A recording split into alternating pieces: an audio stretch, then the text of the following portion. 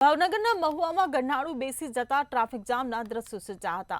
નેસવડ તાવેડા વચ્ચે ગરનાળું બેસી ગયું હતું। રોડ પરથી ટ્રક પસાર થતા ગરનાળું બેસતા ટ્રાફિક જામના દ્રશ્યો સામે આવ્યા હતા। ટ્રાફિક જામના દ્રશ્યો સર્જાતા વાહન ચાલકોને ભારે હાલાકીનો સામનો કરવો પડ્યો હતો। મહુવા રાજકોટ હાઈવેનો જે રોડ બની રહ્યો છે તેને લઈને મહુવાથી સાવરકુંડલા જે રોડ જે છે તે રોડના તમામ નાળો અત્યારે તોડીને નવા બનાવવામાં આવી રહ્યા છે।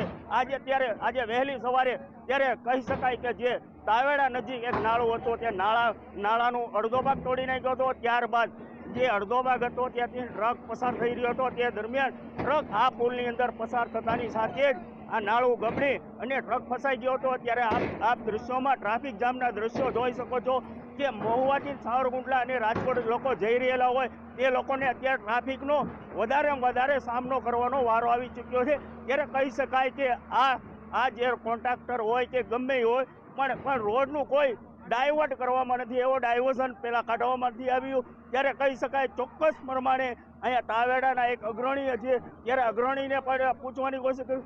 શું કહેશો દાદા, અત્યારે આ રોડ કઈ રીતે બનજો? આ રોડ બધાય નાળા ખોદી માર્યા અડધા કામ કરવા માટેના, અને આ વરસાદ ચોમાસો છે એની લીધે આ બધું અટાણે માણસોને તકલીફ ભોગવવી પડે। અને એક પછી એક નાળું કરવું, એક નાળું પૂરું છા પછી જ બીજું નાળું કરવાની જરૂર છે।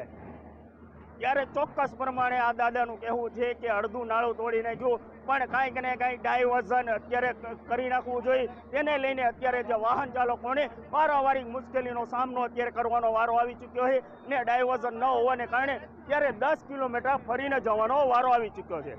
અરશદ દસાડિયા, મંતવ્યનું મહુવા।